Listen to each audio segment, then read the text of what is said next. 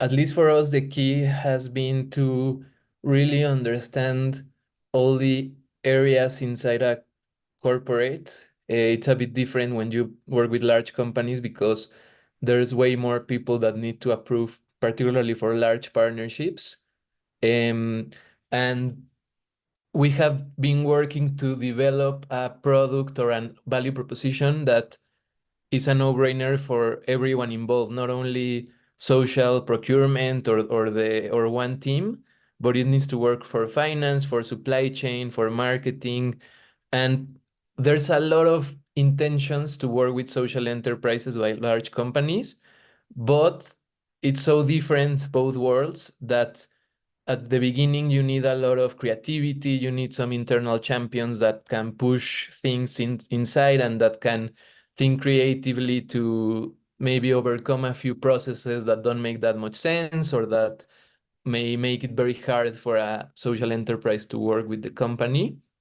But I think at least with all the companies we currently work, it's becoming very clear also for them why this makes so much sense.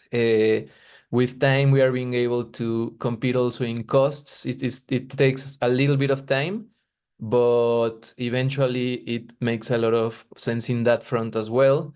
We are seeing a lot of uh, partnerships between the procurement team and the impact or philanthropy or sustainability teams. There's even some projects where we are combining both budgets. Maybe 80% of the procurement and 20% comes from sustainability, and that allows the company to transition to a new way of doing things. And I think the key here is that these companies are feeling pressure from their own customers and also from their own employees. And every year that passes, we feel more and more how the balance is becoming more balanced in a way. A few years ago, we were like begging companies to work with us, trying to get a half an hour in their calendar, and they gave us a meeting 2 months later. And by now it's even the other way around. We're having to postpone partnerships or to prioritize because more and more companies are desperately looking for the ways to change their supply chains. So I think we're just seeing the beginning of this.